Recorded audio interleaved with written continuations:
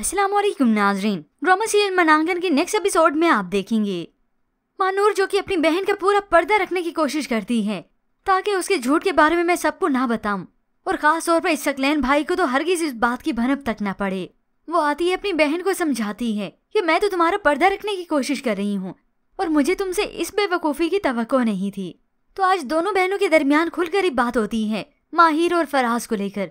अब इन्हें अंदाजा भी नहीं है कि बाहर खड़ा सकलैन सारी बातें सुन रहा है।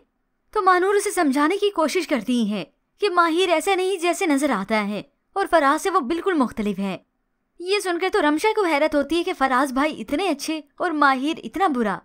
वो इस बात को झूठी समझती है कि मेरी बहन शायद मुझसे गलत बयानी कर रही है, मगर फिर भी उसे मानूर समझाने में लगी है कि इन दोनों भाइयों में जमीन आसमान का फर्क है।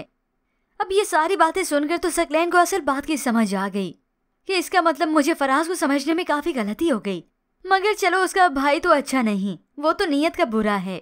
चलो क्यों ना इस रमशा की शादी मैं माहिर से करवा दूं, क्योंकि वैसे भी ये सकलैन तो प्लानिंग करने में माहिर है और जो चाल चलता है, जो तीर मारता है, बिल्कुल निशाने पर।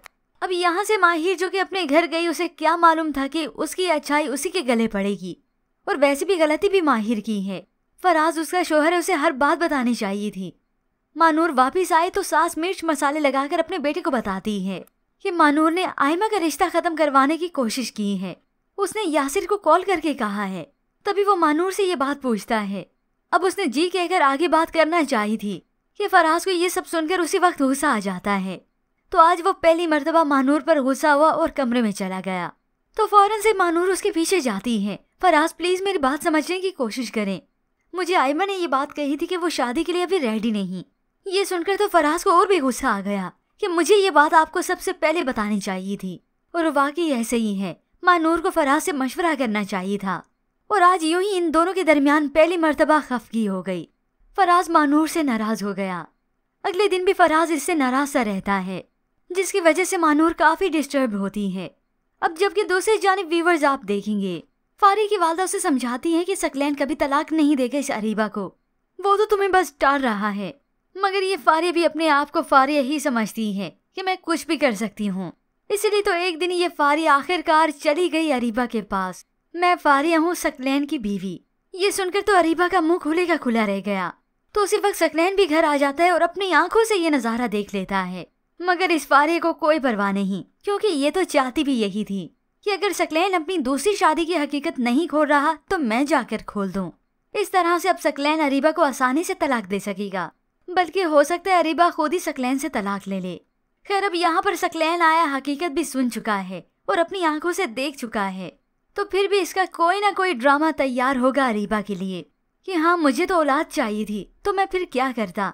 मैं भी चाहता हूँ कि मेरी नस्ल भी हो, मेरी नस्ल आगे बढ़े। तो इस तरह से करके वो अरीबा को फिर से ट्रैप कर लेगा और बड़ा इजी होकर यहाँ से चला जाएगा। और ये अरीबा उसका मुँह ही तकती रह जाएगी कि आज मेरे साथ ये क्या से क्या हो गया। मगर फिर भी वैसे इस ड्रामे की कहानी में ट्विस्ट तो इस वक्त आएगा जब अरीबा को मालूम होगा कि उसकी रिपोर्ट्स बिल्कुल ठीक हैं, वो माँ बन सकती है।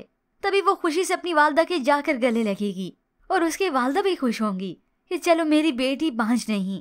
अब ये अंदर की कहानी तो किसी को मालूम नहीं है कि ये सकलैन ही नहीं चाहता था कि अरीबा से कोई औलाद हो, इसलिए तो उसे गलत मेडिसिन देता रहा और रिपोर्ट भी जाली बनवा ली।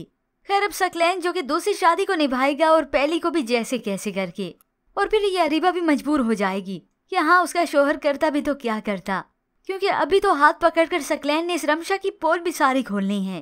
पर व्यूअर्स इसके मुतालिक आप क्या राय रखते हैं कि रमशा अभी भी ये सब कुछ जानते हुए सकलैन के साथ रहेगी? मजीद ड्रामास रिव्यूज के लिए आप देखते रहिए उर्दू टीवी।